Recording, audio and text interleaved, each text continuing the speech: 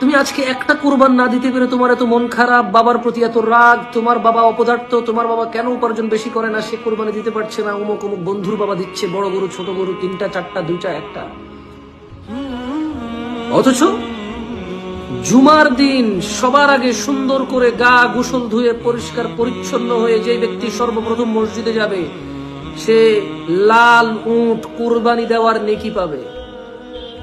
তোমাদের মধ্যে আমাদের মধ্যে কয়জন আমরা এই লাল উট কুরবানি দেওয়ার নেকি গ্রহণ করি প্রতি জুমায়? বাংলাদেশে হাজার হাজার মসজিদ, লক্ষ লক্ষ মসজিদ, প্রায় প্রত্যেকটা মসজিদে জুমার নামাজ হয়।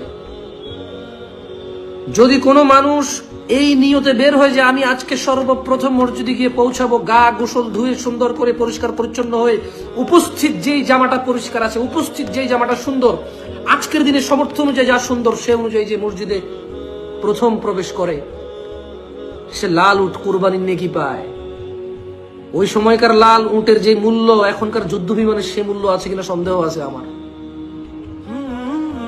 আল্লাহ নবী সাল্লাল্লাহু আলাইহি সাল্লামের যুগে লাল উটের যে মূল্য ছিল, আজকের দিনে যুদ্ধ বিমানের সেই মূল্য কিনা সন্দেহ আছে আমার।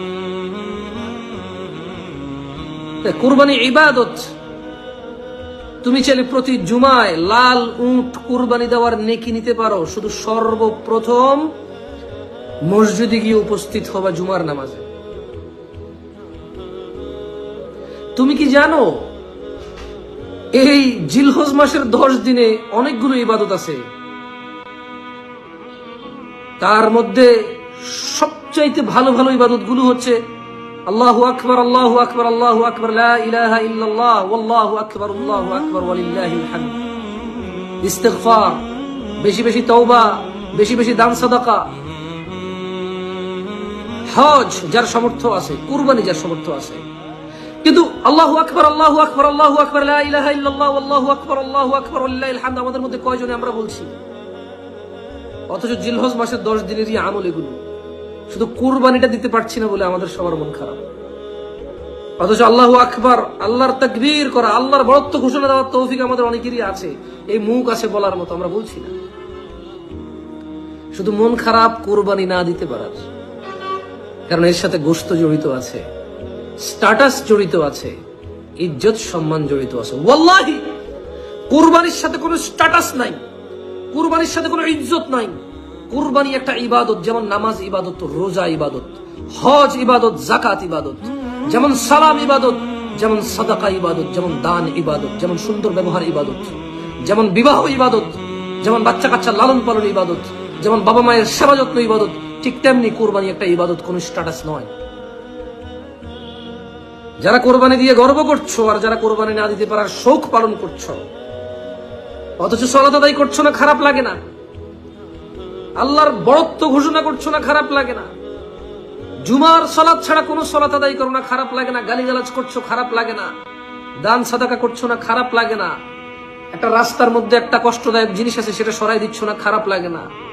শুধু কোরবানি না দিতে পারা খারাপ লাগা, আমি মনে করি মানুষ কি বলবে লজ্জায় যে কোরবানি দিয়ে সে শিরক করলো, সে আল্লাহর সাথে অংশীদারিত্ব করলো, মানুষকে সে আল্লাহর সমকক্ষ দাঁড় করাইল। যে মানুষকে দেখানোর জন্য কোরবানি করলো, সে শিরক করলো, সে মুসলমানের অন্তর্ভুক্ত থাকলো না। আমি আবারও বলি, যে ব্যক্তি মানুষ দেখানোর জন্য কোরবানি করে সে মুশরিক হয়ে যায়।